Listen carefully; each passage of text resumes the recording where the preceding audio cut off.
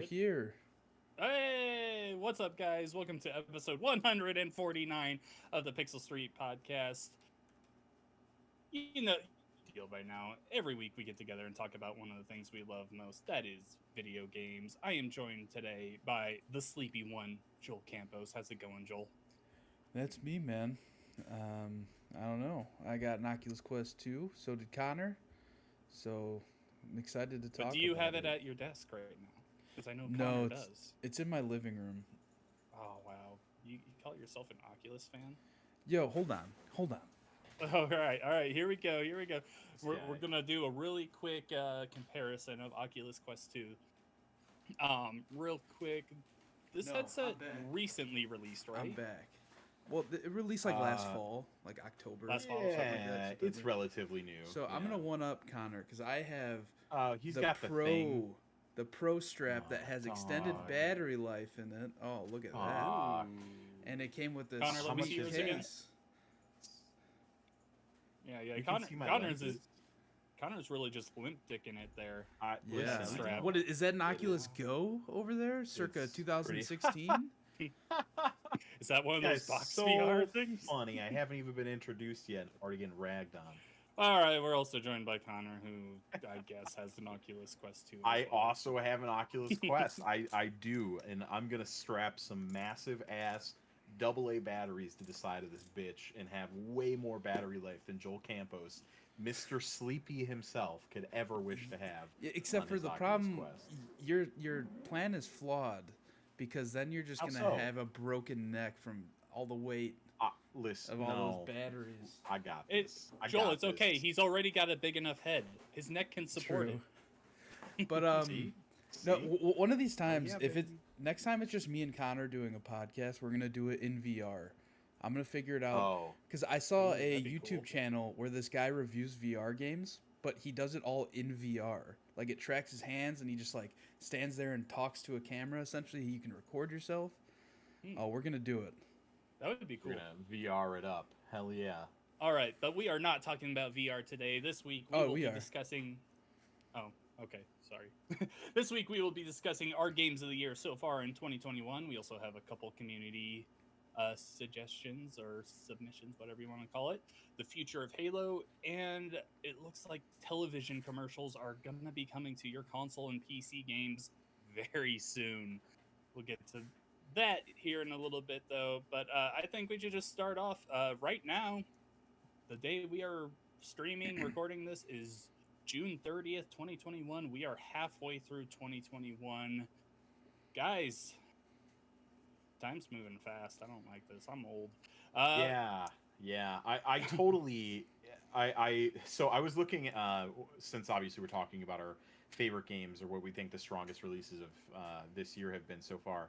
I was looking at a release calendar and realized that, like, there's so many big titles right around the corner that I just haven't been able to process mentally.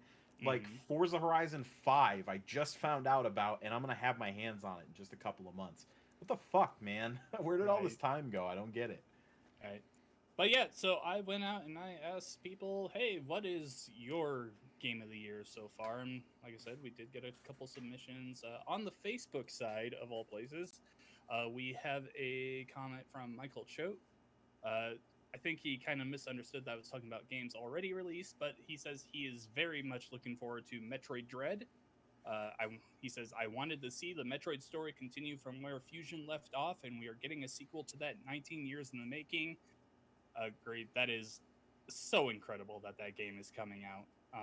That game was teased at so many times over the years. It's amazing to me that Metroid Dread is coming to Switch this year.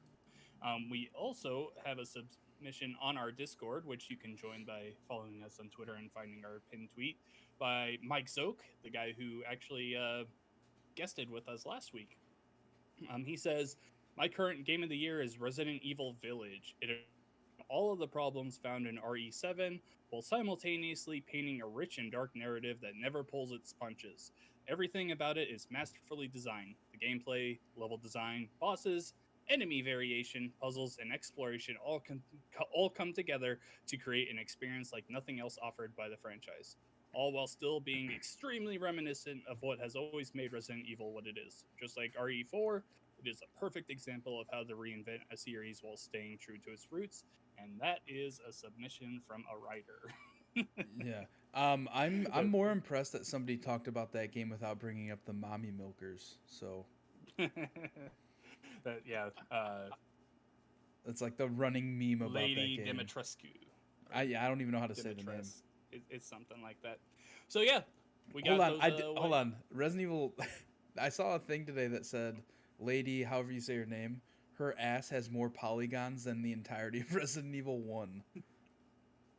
Yeah, I believe it. Which is fucking insane. No, they actually broke it down. There was like a broken down polygonal model of her ass on screen. Yeah. No, it's great. Crazy. That's fine. Hold on. We have some new submissions from my Twitch channel. Loop says Mass Effect Legendary Edition. Is it edition? Is that what it's called? Legendary Edition? Yeah. He just says Mass Effect Legendary, but you know what I mean. And Biomutant, because I know he just 100%ed that game this past week. And who's saying that? Loops73 in the Loops. chat. Our boy Loops. All right, cool. All right, so now let's get to our submissions. I've told these guys to come up with 3 each. Joel hasn't filled out his thing, so who knows? I don't even have the template up, man. That's how off guard I am. Joel hasn't played any video games this year. So yo, hold on. No, I'll go first. All right. Oh, okay. You ready for this? Ahead. Okay. All right, give me one entry. So you're number 3. Hold on. I'm just gonna share my screen here. You guys won't be able to see it, but I will because I have the stream pulled up. I have the ggapp.io pulled up on my screen here. All right. Okay. And I have a list of all the games I've beaten this year, like beaten the story, and there's only 3 games on this list. And these aren't even games that came out this year. Only one of them came out this year. And that one is being Ratchet and Clank Rift Apart. The other 2 games I've actually beaten this year are Ratchet and Clank 2016 and Donut County. Hey, Donut County. It's an awesome those are the only 3 games I've actually beaten the story of this year. That's awesome. So I mean, I'll go first. To Ratchet be honest, and Clank. I was gonna throw it out there that my beginning half of this year has been pretty light on the video games that have released this year as well. Some of the larger titles just weren't ones that appealed to me, and I haven't really had a chance to screw around with. I know you guys obviously played a lot of Ratchet and Clank. But yeah, when I was trying to come up with my 3 as well, I kind of struggled a little bit. I made it, though. I'm not a quitter like Joel. I have 3 on a list. Why are you acting like Guilty Gear Strive isn't number 1? The best fucking video game to release this year? I'm sorry. I'm not going to lie. No. I'm going to make fun of you because you have the fucking fighter stick and everything. But I have 2, yeah. Oh, okay. Continue. All right. Yeah. One for each hand. But I have seen videos on Twitter and stuff of that game, and it just looks so cool. It looks so clean. It looks so smooth. But I have I'm not a fighting game kind of guy, so it's really not for me. It's a great. I'll talk about it in a little bit. It's absolutely on my list, if you weren't aware. But yeah, it's soundtrack alone is worth checking out. All right, so Joel, is what you're telling me is that you can't come up with 3 games that you like this year? Okay, Ratchet and Clank, obviously. I think that's so far my favorite game of 2021 as a whole. And if you want to hear more about my thoughts on that, go watch me and John's review on the YouTube channel, Pixel Street Videos. There you go.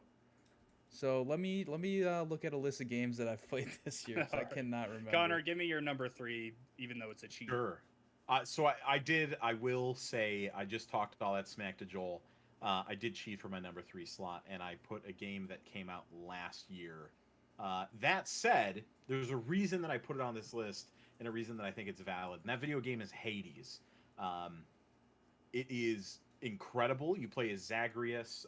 It's a roguelite where you spend each run attempting to escape the 3 different levels of hell and get to the surface. As soon as you die, you are brought all the way back to the beginning. There's a myriad of weapons, abilities, god interactions, and honestly, I think it is one of my most incredible games I've ever played. And it's also arguably one of the best conversations for why video games are also art or should be considered art. Um, it's very, very good. I don't want to spend a ton of time talking about it because a lot of people have probably already played it or had some hands on with it. But the reason I added it to this list is because it's actually coming to a majority of consoles here in the very near future, which is incredibly exciting. So, it is making its way to PlayStation and Xbox. For the first time, it was previously only on PC and Switch. And I think that's worth noting that it's coming to two major audiences that it wasn't available to before. And I implore you, if you have not checked out this game, watch some videos, maybe a review or two, give it a shot. It's not terribly expensive, and I really do think this is one of the most incredible video games and most unique that we've had crop up over the past decade or so. So yeah, Hades, number 3. That's it right there. All right. My number 3 is also probably what will go down as my biggest surprise for 2021, and that is Knockout City. Oh, baby. When this game was first announced, I'm pretty sure there's video of us just dogging on it last year. Like, yep. It looked bad. It did not look fun. It looked cheap. It looked like a Rocket Arena kind of thing where it would come out, you'd play maybe 2 matches of it and just forget it. Knockout City is the best multiplayer game to release in 2021 so far. It is so much fun. It's pretty much 3v3 dodgeball game in an open arena with a bunch of hazards. It's got a lot of personality to it, which is a lot more than some games can say. Mario Golf, Super Rush. It's just so much fun. I'm obsessed with it still. I wish more people would play it with me. So far, I've only played games with Joel and my daughter, and I want to get like a full crew, a full team going because that game is just so much fun. Yeah, absolutely recommend it. If you have Game Pass, download it and give it a try because and even if you don't have Game Pass, it's like a $20 purchase. I think it's 15. Okay, 15, 20. Either way, whatever. Yeah. And I think they have a free trial until like level 30. So you can definitely decide if you like the game or not before you actually purchase it. Absolutely recommend it. And yeah, that's my number 3. Joel, what's your number 2? For me, definitely MLB The Show 21. I play that game every day, like even if it's for 5-10 minutes. I'm still getting in there doing a moment or two, and I can't stop playing it, man. I have to keep leveling up my guy, and well, not my guy, but like my Diamond Dynasty team, and just getting new cards, like buying cards in the store, like packs in the store, selling cards that I have duplicates of, stuff like that. I just can't stop playing, and like I've played like pretty much the past 5 years on the PS4, but like all of my friends play on Xbox. So the fact that it's on Xbox now, I feel like I'm playing it a lot more than any other year because, like, for instance, Loops, I talk to him on Xbox every day. He's always playing MLB The Show too, and we're just, I don't know. It's weird. It's like I like just chilling in a party. I know like nobody on PlayStation that's on there regularly that I'm just gonna like sit in a party chat with while I'm playing something. And MLB isn't really a game that like I don't play online really all that much at all, but I like to be able just to sit there and chat it up with somebody while I'm just going through moments or doing a conquest or something like that. So yeah, I definitely put way too many hours into that game this year since it came out. Yeah, I've put a ton of hours into it as well. It's not on my list. If we had gone to number 4, it definitely would have been represented by me as well. But yeah, MLB The Show coming to Xbox is one of the best moves MLB could have made, and it's a long overdue move. Yeah, the game's great. Where you love Diamond Dynasty, I love franchise mode. I love creating my team and working on it and expanding on it over time through trades, free agency, all that stuff. That's what I love about it. I wish there was an online franchise mode. I think that would be a lot of fun. Yeah, really disappointed because I think they've had it in the past, but I'm not entirely sure. They must have removed it at some point because right now all they have is custom leagues, which you and I are in one, but that's just pretty much just exhibition games. Yeah. There's no schedule or anything to it. Yeah, that is what it is, but MLB The Show's great. And yeah, being such a big baseball fan that I am, I absolutely love it. Connor, you're number 2. So my number 2 is one that I just picked up and started playing, so I'm not terribly far into it, but I know that it's going to be one that I'm very much in love with, and that would be the Mass Effect Legendary Edition trilogy. It is obviously a collection and a remaster. It includes all the DLC, save for some of the stuff that was unrecoverable with the multiplayer and all that. But where it departs from standard fare, in my opinion, is that they went the extra mile with Mass Effect 1 and improved the infamous Mako controls so that it doesn't control atrociously bad the entire time, and improve the gunplay, because the gunplay did not age well for Mass Effect 1. I think even at the time, I remember playing it and thinking, wow, this is less than stellar control scheme. And really, the reason you stuck around was for the quality RPG that was attached to it. So I think it's great to bring them forward and put them together in a collection. On top of that, let's acknowledge the fact that this company, who we're going to talk about some more in a little bit here, is notorious for their cash grabs and easily could have sold these individually at some kind of crazy or marked up price, but we got them all for a standard $60 price tag. So I think that's pretty awesome, and the Mass Effect games are incredible. If you haven't played them, which to me would be shocking at this point, they're certainly worth checking out. They're fantastic fantasy sci-fi RPGs that are done phenomenally well with incredible world building, and all 3 games connect in a satisfying and wonderful way while tracking your progress throughout. So fantastic work to the teams that put some time into this, and God, I still love the Mass Effect games. They're Mass Effect, man. They're so good. I don't know what more I can say. So sooner or later, I'll give them a try.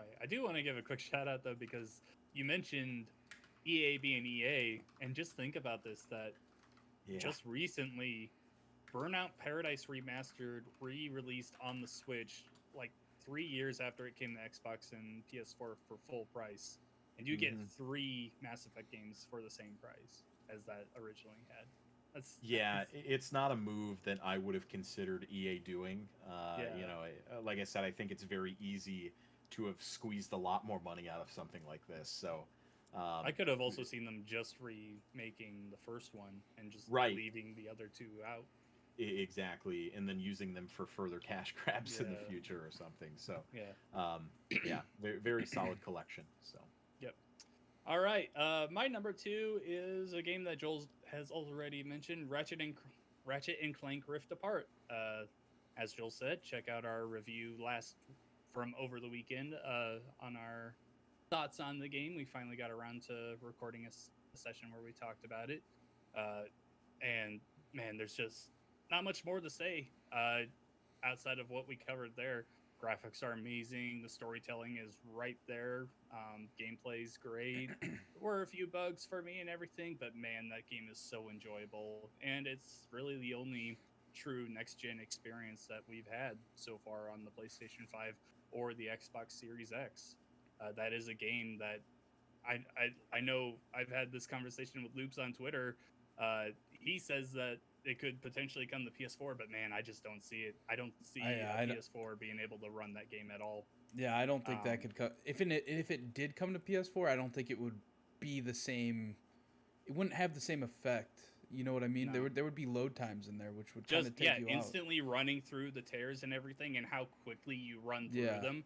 The game would have to stop and load like every 15 seconds, pretty much. I just don't see it being viable on the PS4 at all. So, yeah, I totally believe that is probably the only true next-gen experience we will see this year. Maybe I'm wrong. Maybe Horizon proves me wrong, but we'll see. Joel, do you have another one? I do. So I'm going backwards because I started with Ratchet. That's my number 1. My third game is Pac-Man 99. I didn't realize that this game came out this year. Yeah, I've been playing it a lot. It's just because I have my Switch. I keep my Switch on my desk here, and like, if I need a break from work because I work remote, Like I just pick it up and I play like a match or two of Pac-Man 99. Like I play a lot of it. And I've never really been a Pac-Man guy either. Like I've never been one to like play it at an arcade or anything, or don't really own it, but it has me like wanting to look up what, cuz isn't there a super popular Pac-Man that's on like Xbox and PlayStation and everything? Uh, Championship edition. Yes, Like champion. Something with champion in it, I believe. But it has me like wanting to look into it and see if that's something I'd be into or not. But I still don't have any wins in Pac-Man 99. I think the best place I've ever come in is like fifth or 6th. So, but yeah, I've just been enjoying it a lot. I don't know. It kind of makes me bummed because I've also jumped back to Tetris 99 and played a few matches of that. But I loved Tetris 99. It kind of makes me bummed that they pulled the Mario one. Like, why? It doesn't. We still don't know why. It still doesn't make sense all these months later. Yeah. Yeah. Who knows? But yeah, Pac-Man 99. I've been loving it. I thought it came out last year, but I just looked it up and apparently it came out this year. That was like right after they pulled the plug on Mario 35, which kind of made me think that maybe that was the reason. But they still have Tetris 99, so yeah. I doesn't make any sense. Regardless, Tetris 99 and Mario 35 were amazing. I couldn't get into Pac-Man 99, even though I do enjoy Pac-Man. I don't know. I would like to see a Galaga 99. That is the big Namco game for me. Oh, man, that would be so fucking rad. That would be a fucking good one, yeah. That would be amazing. Yeah. I hope we see it at some point, but we'll see. Connor, hit me with that number 1. Yeah, so we already spoke about it a little bit. You already know it's Guilty Gear Strive. This game is incredible in so many ways, and a short little history lesson. It comes from Arc System Works, which is it's a Japanese developer who historically has created a lot of very underground yet popular niche fighting games in the past, like Blaze Blue. But they did make Dragon Ball FighterZ, right? Yes, they did produce Dragon Ball FighterZ, and that was their largest release to date. Internally, they have a couple teams that do some things, but they primarily work as a publisher. When they develop things, they call it Red Team or Blue Team, typically, if I remember correctly. And Guilty Gear is the Red Team side of things, and it's handled by pretty much one man, which is their typical composer, who then gets free reign to kind of do whatever he wants. And he has this ridiculous notion in the Guilty Gear games where each character is kind of representative of a different type of rock or metal music, which is very interesting. And so they all have different flavors and textures to them audibly. And it carries over into the lore, which is absolute gibberish and nonsensical. There are some good videos on YouTube that you can watch to catch up on some of it. There is some good stuff inside of the game that brings you kind of up to speed, but it's nonsensical. At its core, Guilty Gear is just all about what it feels like to be badass. And I think that is so cool. Especially in a fighter game, because everything you do, every kind of hit reaction in Guilty Gear Strive almost serves that purpose. The counter hit system, where you see the giant counter flash across the screen, it's just very pleasing to watch, and I think they've really struck a chord with your more casual audience that they haven't to before. This has been their most popular video game in terms of launch week sales that they've had, period, and that's including Dragon Ball FighterZ, which is a Dragon Ball game. So this is by far their mainstream success with this series, and I love to see it. This game is a little bit more grounded than past titles. It is still an anime fighter with your air dashes and things like that, but at its core, it is really just a solid fighter with a relatively open field in terms of trying to get into it. So if you've been nervous about trying out fighting games or have been interested in Guilty Gear in the past, I think it's a great entry point because it's not something that you have to learn a 2-minute combo or anything to really get in and have some fun with. And I do totally agree with what Joel said before. It's fun to watch. Like, it just looks good. The soundtrack is incredible. Every single character has their own theme song, and they're all like 5 or 6 minutes long. It's just a very well-loved item. You can tell that they really spent their time on it. And to tack onto that, this game has incredible netcode. It's some of the best netcode that we've seen in video games, not just fighting games, but video games as a whole, in a very, very long time with this rollback netcode. So that all kind of adds up to make what I think is the best game of the year. I know not everybody is into fighting games, but they really did something special here in terms of trying to make a title that's a little more accessible for everybody and is just fun to watch. I think that a lot of games almost don't have that element, like your Final Fantasies and stuff. They're very good for the person that's playing them, but the person that's watching them, it's kind of a less involved experience. So, yeah, it's real good. I'm very happy with it. I've already got 80 hours into it, and I plan on putting way more into it as we get closer to Evo and stuff. And I'm excited to see what they continue to do with it when we start talking about the new characters and things that they release. It's clear that they are a little taken aback by all the support that they're seeing, and they're working on hopefully scaling some of these things up. So, yeah, I love this game. I think it's fantastic, and maybe watch a couple videos, and maybe you'll be playing Guilty Gear before too long. Shout out to all my SeaWorld players out there. Yeah, Guilty Gears is a series I've always wanted to try. I really enjoy Dragon Ball Fighters. I'm not huge in the fighting games, but I dabble in them. I enjoy Mortal Kombat. I enjoy Smash, and like I said, I try and play as many Dragon Ball games as I can. I'm just a big Dragon Ball fan, so sure. And that Fighters game's great. I mean, it is. I'm not a Dragon Ball. Story guy. is awful. The story is awful. Yes, they did. And that story mode is just not good. But the core gameplay there I thought was fantastic, even not being a Dragon Ball fan. So, if that was something that you thought was even kind of sort of cool, Guilty Gear is probably worth checking out. It's a very sweet experience. Even just watching it, there was a huge tournament that just happened this past weekend between North America and Japan that I think still has some ongoing matches and stuff going on. So, I could talk forever about it. I probably will continue to talk more about it here in the near future. But that's Guilty Gear. That's where it's at. It's only been out for a few weeks, so we still got a little bit of cooking time on those combos and stuff to see where things really evolve in the future. But it's very good, and it's my number one pick for 2021. All right, my number one pick is actually I think the first major release of this year, and it's that guy right there, Agent 47 and Hitman 3. We've done a gameplay on this where I kind of showed it off to you guys, but man, Hitman 3 is a special game. It took everything from the first two games, even included the first two games in its package, and just turned it up to 11. There's so much stuff you can do. They continuously are supporting it as well. Now they're going out to they're doing this content pack now where creators now are creating contracts for you to complete.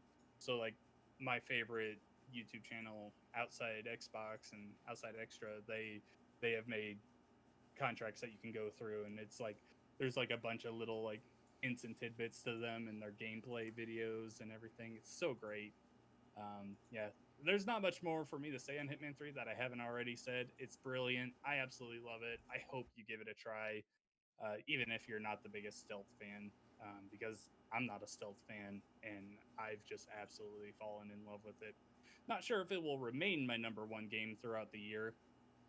There are some pretty good games coming out this holiday season, but at least for the first half, it's easily my number one game. All right, so let's move on now to some more immediate things. To just this week, Phil Spencer sat in on IGN's podcast Unlocked. If you've never watched that, check it out. Ryan McCaffrey does a great job of hosting that podcast. He had an interview with Phil Spencer, and one of the more interesting things he had to talk about was Halo Infinite is not the make or break entry in the franchise that some people are making it out to be. So real quick, I do have a quote here from him. He says, Halo will be here 10 years from now. Is Infinite the linchpin on whether it survives that long? Absolutely not. the game has such a rabid fan base and such a history and lore that it's just an IP that's going to be with us. We don't take that for granted, but I definitely believe in my core that that is true. So yeah, if you listen to pretty much everyone talk about Halo Infinite, they say this has got to be the massive game that it needs to be. It's got to take over the gaming world. It's got to be the perfect video game. And Phil Spencer saying, yeah, we really believe that people are going to enjoy this game, but if it doesn't get 10 out of 10s across the board, we're still going to support it. It's still going to be around. We're not canceling this anytime soon. And yeah, I just want to know if you guys had. I know you guys have had your reservations about Halo Infinite in the past, but after hearing that from Phil Spencer, how does it make you feel about the series' future, Joel? I mean, like, I've had my reservations on how the game is going to be as a whole. I never had any reservations on how Halo would be as a franchise. Like, it's just such a fucking mega franchise. There's no way that it's going anywhere. Like, even if they kill off the Master Chief or something, it's not going to go anywhere. It's always going to be here because, like, they had a fucking convention for only Halo that went to, like, 3 or 4 different cities across the U.S. That's insane. Like, has Sony ever done that with any of their IP? I don't think so. No, it's just been PlayStation experience. Yeah, exactly. So, like, that's what I'm like. They have Mega Blocks, like Halo Mega Blocks. That's pretty crazy. I mean, granted, it's no fucking Lego. Like, those Mega Blocks suck compared to Legos. They need a Lego Halo thing. Yeah. But yeah, I never had any doubt that Halo was gonna be here, probably forever. Who the fuck knows? I mean, they've already branched out into other like genres, even.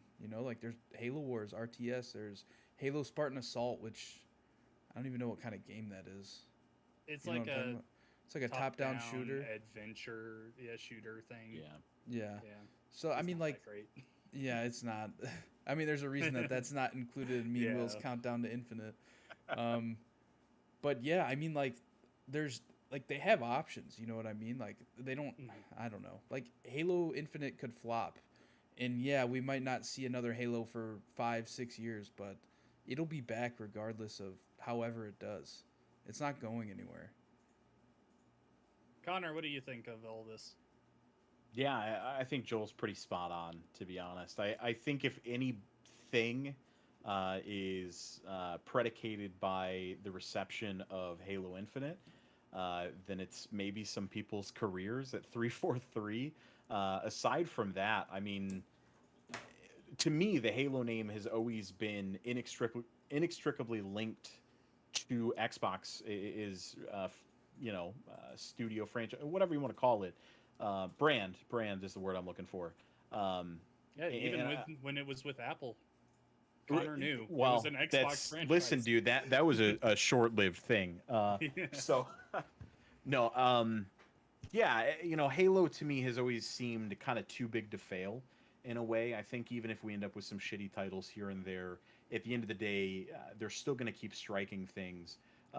My takeaway with this story, though, is kind of the acceptance that, and I think this is very important for the games industry as a whole here, but Phil Spencer kind of acknowledges, sort of in his statement there, that games don't have to be perfect to be worth making.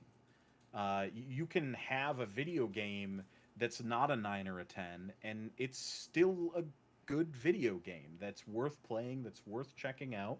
It may not be for everybody, but that's everything. Everything is not for everybody. You're always going to have a crowd that you hit and a crowd that does not like whatever you put out. And I do want Halo Infinite to be this massive, incredible, awesome video game, a great return for the franchise. But if it's not, there's going to be people that love it nonetheless.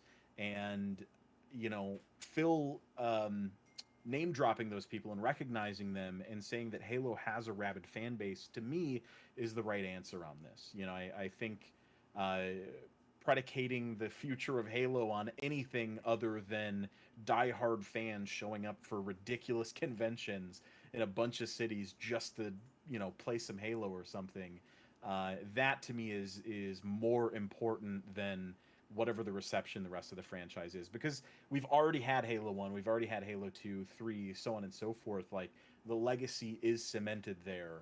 And it's just as important to remember that as it is to push towards the future. So, Halo rocks. This next game might not, but Halo's still fucking cool. I'm pretty confident in Halo Infinite. I think Yeah. I speak for all of us when I say we're going to be a part of that rabid fan base when Halo Infinite comes out. 100%. Joel has his Countdown to Infinite series, and we just love Halo. Yeah, no, Halo is Xbox's Mario. It doesn't matter if there is a slip up here or there. They're going to keep putting them out. There's the TV show that they're maybe still working on. Who knows? Yeah, a decade in the works or something. Yeah, who knows? Yeah, no, even if Joel brought up if they kill off Master Chief, and I really struggle with that. Could Halo survive without Master Chief? Because I think they could be fine without Cortana, but Chief is just so synonymous with that series. I'm gonna hot take it, and I'm gonna say that's where they're leading. I think that's where things are going. No, I think they are, because I mean, with Halo 5, I think that if that whole Locke thing, like if people loved Locke, I think that they would have, this next game would have been like the passing of the torch in some way to Locke. Yeah. But the thing is that they hated Locke. Yeah. So they had the really polar reversal. Hold on, another thing, I have a graph up here. Of all the first-person Halo games, Halo 5 has the worst score out of all of them, like on Metacritic. That's no surprise. Yeah, and that's saying something. The campaign was awful. Yeah, because there's no way around Yeah, it. but still, like, people play the shit out of that game still. You know what I mean? Right. Well, so the multiplayer is good, no matter what Connor says. It is good. I agree. I played a shit ton of it. But like, even if Infinite Story is bad, I'm sure the multiplayer is going to be great. Oh yeah. No, we'll be there. We'll be talking about it. We'll be loving on it, I'm sure. Hopefully it is as good as I hope it will be. All right, finally on our main stories here, probably one of the most disgusting things I have seen in a while here. EA and Hi-Rez, they're the makers of Smite, Paladins, all those free-to-play games, have signed a deal to bring commercials to consoles and PC video games. So there's this new in-game advertising platform called Player One, WON, like they won a game. This is a advertising platform that will let users determine whether they want to watch a 15 or 30-second video ad in exchange for being able to unlock exclusive gaming perks. There's no real discussion yet on what exactly they mean by gaming perks, but their target is to reach younger audiences and cord cutters who just don't really watch TV anymore. So they're trying to bring television commercials into your games on PC and console. A lot like you see in a lot of mobile games. As you're loading up or something, you'll see an ad run for like 15, 30 seconds. They want to bring that to consoles. And that is just disgusting to me. This most likely would only be in free-to-play games. Like I said, Hi-Rez does a lot of free-to-play games. EA has not Respawn, their game Apex Legends. So it would probably run in something like that. But man, guys, Connor, let's start with you here. What do you think of this news that there's commercials coming to your console and PC games? Yeah, you know, my gut check reaction to this was just disgust. Yeah, absolutely. I think disgust is such a good description here. And then immediately seeing EA as one of the first signers also just, while disgusting, made so much sense in my mind. Like, of course they would be attached to something like this. Listen, I know everybody's got to make money. The world turns on money, and everybody's got to get their part somehow. I get it. You're trying to monetize every way, shape, or form that you can. But this is the wrong fucking direction, man. And I know where this is going. This is leading to, like you said, the mobile style advertisement. But I think what you're going to see is very predatory actions, similar to that in the mobile world. Like Clash of Clans, for instance, right? Like if you want to go out and raid somebody, it's just one of the ones that I'm most familiar with. If you want to go out and raid somebody, you got to spend some currency to do so, right? If you run out of that currency or your stamina gauge or whatever, well, now you got to wait 2 hours. Or, well, what if just thought I send you a video and you watch it for 30 seconds and then I'll give you one extra one. How does that sound?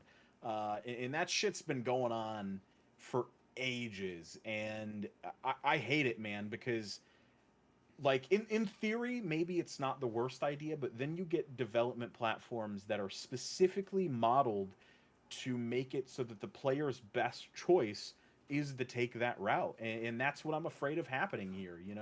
What stops EA from saying, hey, if you watch some advertisements that we push your way, we'll give you a loot box or two.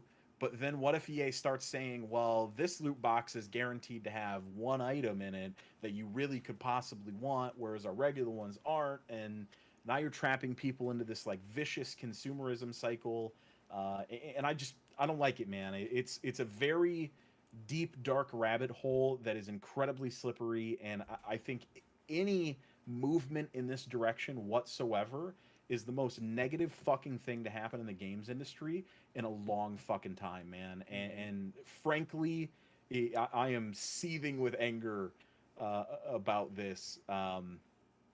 It's just bullshit, man. Like, again, I get it. People got to make money, but the reason fucking EA that people aren't spending money in Apex Legends is because your skins are $15 fucking a piece. Yeah. I'm not going to spend $15 fucking on a goddamn skin that I don't even get to see because I'm behind the fucking gun the whole time. Like, it's just so incredibly asinine. And you talk about these market growth strategies, and what they rely on is whales. They just, it's literally the industry term for how they make money on free-to-play platforms. It's whales. It's people that have an absurd amount of money and can just blow it because they don't give a shit. And then the common guy can't do anything because skins are $15 a skin, which is stupid. Okay, so that's my rant. Make skins like 50 cents or $1 or something. I don't mind pitching money towards devs. That's not what I'm saying. But don't put ads in my game.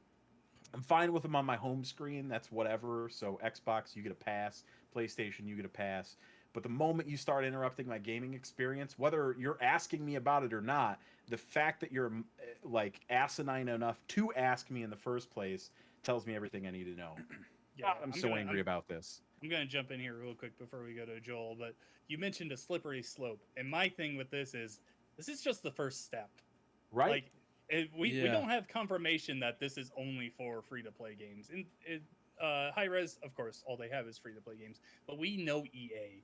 We've seen their bullshit before. We saw Star Wars Battlefront 2 happen with the loot boxes. What is stopping them from putting these commercials in their other games? In your Star Wars Jedi Fallen Order, in your Mass Effect, in these games that you're already paying $60, $70 for. Even more if you get like a season pass or a battle pass. Like, what is stopping them from doing that? Nothing. It's fucking EA. They're going to go through with that. And then you look down the line of other publishers that are going to consider this. Activision, they would love to throw something like that into Overwatch. Overwatch 2 would be littered with these kind of things. Ubisoft, they could throw that into Rainbow Six Siege easily. So yeah, no, this is dirty. This is disgusting. I absolutely hate this. I'm right there with you. Joel, what do you got to say on this? I mean, obviously, it's fucking disgusting. Like, who the fuck wants this? Like, to go back to what Connor was saying about the loot box thing, like, say, hey, if you watch this 15-second ad, you'll get, this, you'll get this other thing that you can't get in that other one. I feel like the next step of that is like, hey, if you watch this 15-second ad, your chances increase of getting this other item. Right. You know what I mean? And then it just becomes like a whole thing. All right, so they're going to get people used to watching an ad before opening a loot box because they want the extra thing. And then once that becomes normal, they're going to get them to watch the ad just for a chance to get the extra thing. It's just such a shitty fucking thing to do. And to add to what John said, it is a linear thing. Like, this is that first step on that pathway. And to be honest, I think we've already seen it. EA, I don't know if you guys remember, but there was a story about mid last year or so where EA quietly introduced like commercial length fucking commercials in the middle of NBA stuff. No, Um, so no, I was gonna bring or that like up. between That's games or 2K. something, I right? was gonna bring that. Sorry, That was 2K. Yeah, 2K. And not yes, EA. so the way it worked is like if you would launch a game, it would literally play like a 30-second ad, like a commercial, and then go into the game.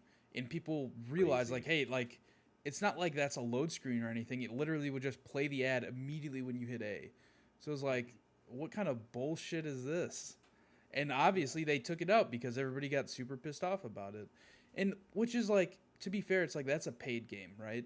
So that's a little bit different than what But we're they talking still about did here. it. Yeah, That's the thing. they still did it, and like they I if I remember correctly, I think they came out and said like, "Oh, that wasn't the intention for it at all." But it's like, you fucking assholes, that was Why directly is the it here? intention.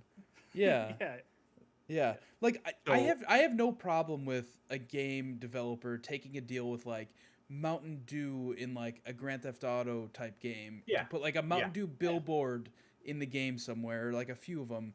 But the second like I'm playing a game and then it's like, oh, you gotta watch this ad, it's like, get the fuck when out of here. when the gameplay is immediately impeded on, when it is impacted, when you're stopping it, that's when things get out of hand. I'm right there with you. I mean, not even. I don't want to fucking launch MLB the Show, and then immediately have to watch like a minute and a half of ads before doing That's anything. what I'm saying. You're impacting the gameplay. You're stopping it from happening. That is where it gets dirty. I'm right there with you with the like advertising things, the billboards and stuff. That's cool. That's been around gaming forever. And sometimes it's used in a really funny effect. Final Fantasy 15 has the cup noodle hat. Like, yeah, blatant advertising, but it's so fun. So yeah, there is a lot of disgusting things that can come out of this. so I want to cap off with one last thing here in this conversation because I think it's very important. What you're going to see is a justification as to why this is happening, and I guarantee you, what's going to be said and repeated verbatim by a lot of people in the industry is, "Oh, well, video games are getting bigger, video games are getting harder to make, video games are getting longer, the demands are bigger with, persistent games, yada yada yada, and we got to find a way to make up that development cost, otherwise we can't make $60 video games for you anymore." And my answer 70. to that, sorry, $70 video games, looking to use Sony. My answer to that is, go fuck yourself. I'll pay $80 for a video game if I have to. And Andrew Wilson, the CEO of EA, was compensated, ready for this?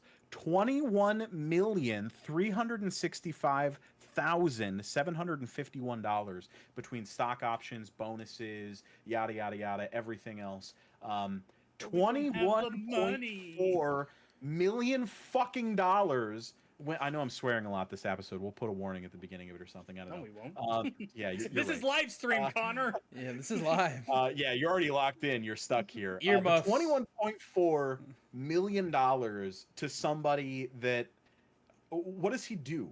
Okay, genuinely, I want a breakdown of everything that these CEOs do day in and day out, and why the hell they deserve anywhere near this amount. Obviously, different conversation aside, but you want to talk about rising development costs, maybe, just maybe, we don't have to pay that guy that much money, okay? Just the thought. Yeah, gonna put that out there. Well, not only that, I think that games now are far more profitable than they've ever been. Yeah. So, like, there's really no argument here. I don't know. Even Cyberpunk 2077, that saw so many returns and everything. They made so much money from that. Yeah. No, I'm not buying this bullshit. All right, we're ending that conversation before it gets any more out of hand. Joel, what are we looking at for time? We have been going for 28 minutes. That's a lie. I don't believe it. 28 minutes. 28 minutes? That's illegal. There's no way. All right, I feel like we've been here forever. Okay, whatever. Quick news time.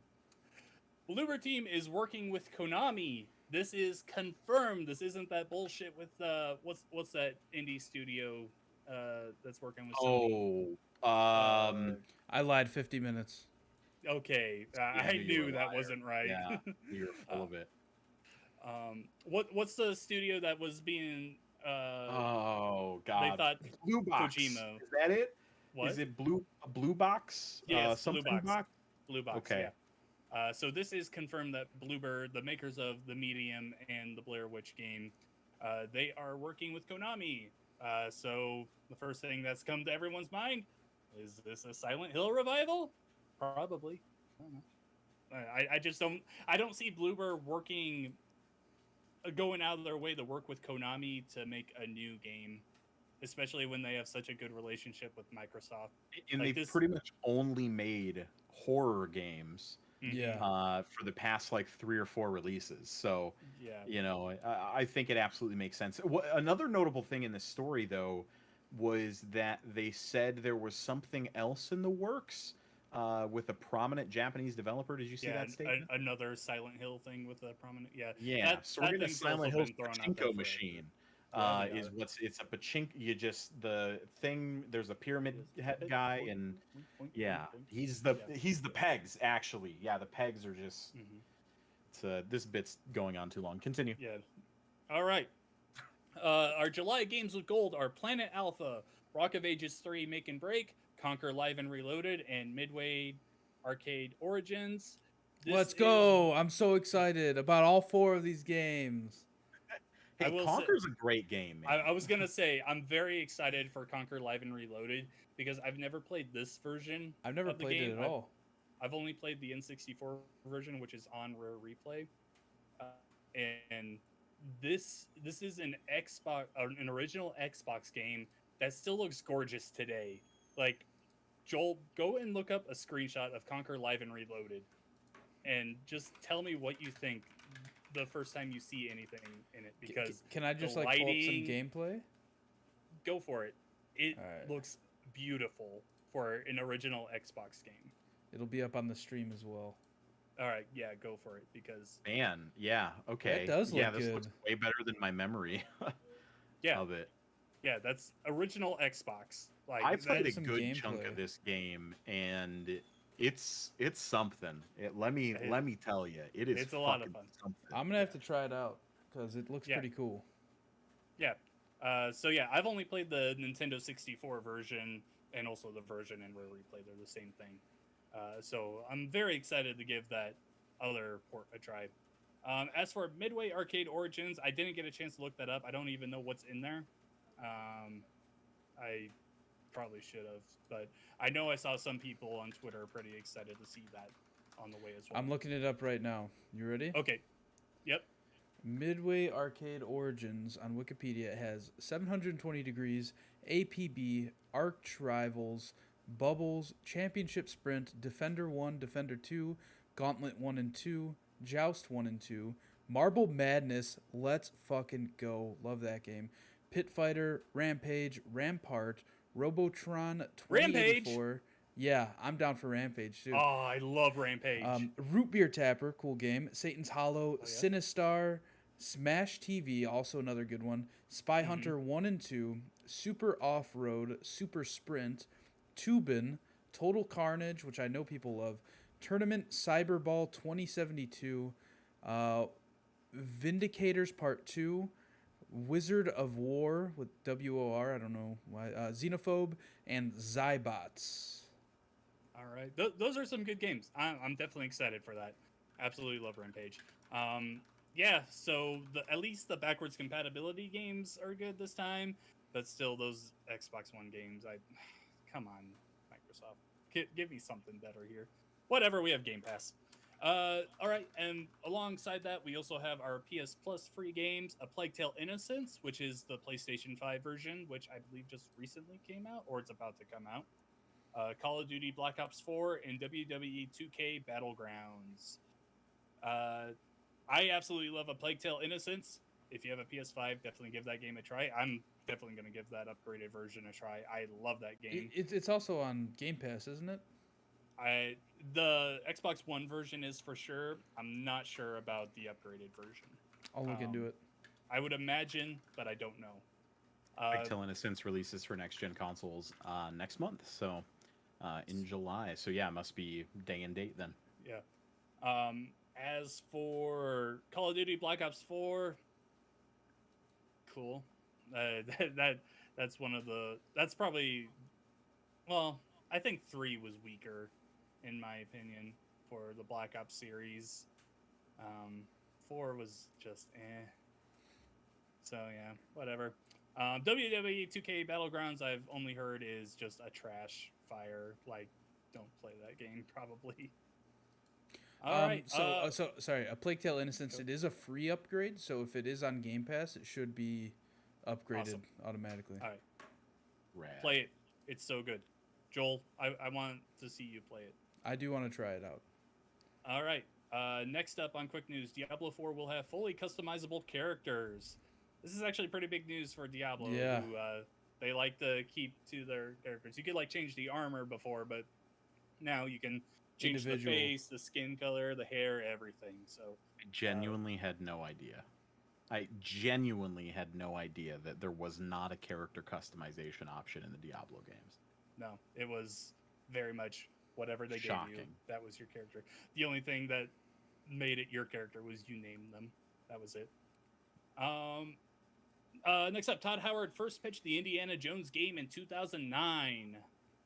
I don't know what to talk about with that. I mean, I think it's just cool how he just kept at it, I guess. Like, yeah, just kept I'm sure finally got it approved. I'm sure he wasn't pitching it like every year, but I mean, he went back to it. When did the Crystal Skull come Listen, that's a topic for next week, because apparently all of the old video games are coming back. Like, he pitched that back in 2009.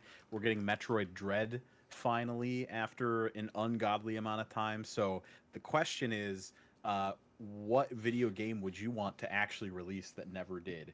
Is it that Las Vegas game that I barely remember, but it was shown at E3? Is it This Is Vegas or just Vegas? I don't remember. If you know, sound off in the comments. Crystal Skull. Do you remember the one I'm talking about? This is I've Vegas? heard it, but I don't know. Yeah, there was a lot of hype over that being a thing. Oh yeah, no, yeah, it is. That an Agent. This is Vegas, the real Vegas experience. No, I think that's just like a travel. Oh, this is just like a Flash game site. Okay, I've got one for a game that never released that I really wish would. Scalebound. Scalebound. That's a good answer. See? Yeah. Oh, here we go. There is. This is an unreleased game. Connor's right. I know. I'm gonna share footage right here on the stream on YouTube. If you're not watching, it looks like the graphics are almost like The Sims in a way. Yes. But it's third person. Yes, I've seen this. Yeah. I don't think I've ever seen. Oh my god, this basically looks like Saints Row, but like role playing in Vegas almost. I think the notable thing was they canceled it after they'd already spent like $60 million on it. Really? Yes, I remember that. It must have been. Oh, maybe it's 100 million. I'm seeing some conflicting stuff here. It must have been really, really bad. Right. But yo, I want to see a GTA in Vegas. How cool would that be? Hey. I just want them to bring back Vice City. That's what I want. Whatever. Who cares? Moving on.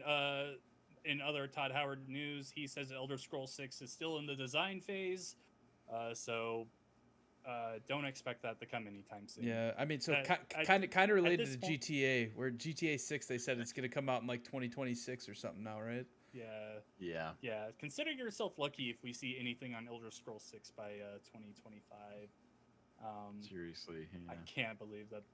Design phase? They're only in the design phase of Elder What does that even mean? Why did they even announce it a few years ago? So I do want to say that he said, I think the exact quote was, "You should consider us as if we were in the design phase." So I don't think that he said they were in the design phase.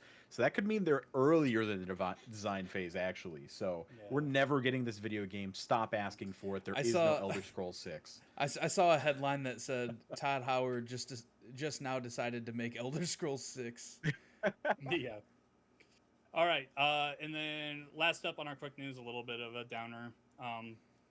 River, the dog who portrayed Dog Meat in Fallout 4, has passed away.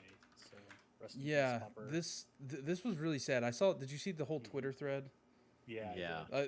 Where his owner, I forget what his name is, but he's obviously a developer for Fallout. But it was sad. He was posting all these pictures. But he wasn't making it sad. He was more so on Twitter talking about the development. Celebrating. Yeah, Celebrating celebrating. life. Yeah, like the idea of having his dog there. I remember. I think one of the first ones was talking about how his dog was chosen, and like they were thinking of going the route of like a service animal, that's like highly trained and stuff. And I don't know, his dog just ended up taking the role, which is pretty awesome. He said the dog would just sit in meetings with them and stuff and chill. There were pictures of them all like playing the game with the dog sitting on the couch next to him. It was really cool. That's so awesome. Yeah, he'll live All forever. right. Yep. Well, I think that is where we're going to call things this week on episode 149. We're at like an hour, right, Joel? 28 minutes. Okay. Whatever. That does it for episode 149 of the Pixel Street Podcast. Wherever you are watching or listening, thank you so much. Be sure to leave us a rating somewhere. Let us know what you think so we can get better. Follow us on Twitter at Pixel Street and subscribe to us on YouTube by searching Pixel Street Videos. There you will find exclusive content from us that you will not find anywhere else. I really am hoping to get back to putting up some unique videos here soon. I've been so tired and busy. You can also join our Discord by following the link on our pinned tweet on Twitter. Be sure to come and join us, have some fun. We like to have discussions. We'll get Pal Party nights going up again here pretty soon. Just need to find the right guy, the right time, and the right game to play. Yeah, I think that'll about do it. Connor, where can the people find you? On Twitter and Twitch at The Real Birch. Birch like the tree without the I, BRCH. Come find me, interact with me, yell at me. I don't know. You can do all those things on the internet, and it's completely legal. Nobody will yell at you for it. So, all right, Joel, where are you sleeping tonight? Where's the cozy spot? Do we have a nice blanket, or what's going on? My couch. Actually, Disney Plus sent me a blanket in the mail. What? So it's very comfy. Yeah. What? Does it have Elsa on it? Is it? No, here I'll go get it. Disney I'll go get Plus? it. How do I get this blanket? Yeah, I never got a blanket from Disney Plus. Yeah. Yeah. If This this is is like a unfair. Loki blanket, I'm gonna be very angry. Oh man, I'd be I'm extra coming. angry. Hold on, this is like the most comfortable blanket I've ever had too. Why didn't I get it? Here. What on earth? What? Hulu, Disney Plus. How and did you ESPN get it? Plus. Dude, I don't know, man. What? I'm I so don't confused right now. even. What? Okay. Whatever. That looks very He's comfy. just It looks gonna- very soft. Kick back and take a nap right there, live It on is. air. I'm gonna turn my AC on way too high and then just Rad. Oh, fucking. baby. But Now you're speaking my language. yeah, you can find me Before on you Twitter. do that, though, where can the people find you? Find me on Twitter at Campo63, twitch.tv/Campo63. Me and John are going to be playing some Grounded in the next few days here because of the new update that just came out. We're going to stream that. That'll be on the YouTube channel as well as a Let's Play. Yeah, me and Will have been playing through all the Halo games. We once again started a Halo game and ended up finishing it all in one sitting. So we beat Halo that 1 good? on Legendary Those Edition. games are shorter than I think you think they are. Yeah, well, I mean, but to be fair, like, I mean, I got a fiance and shit. I like, you know how hard it is for me to convince her to let me play a game for like 3 hours, let alone 6.5. It's do it. impossible. But yeah, we did it. So Yeah. we're still going through them. We're gonna start Halo 2.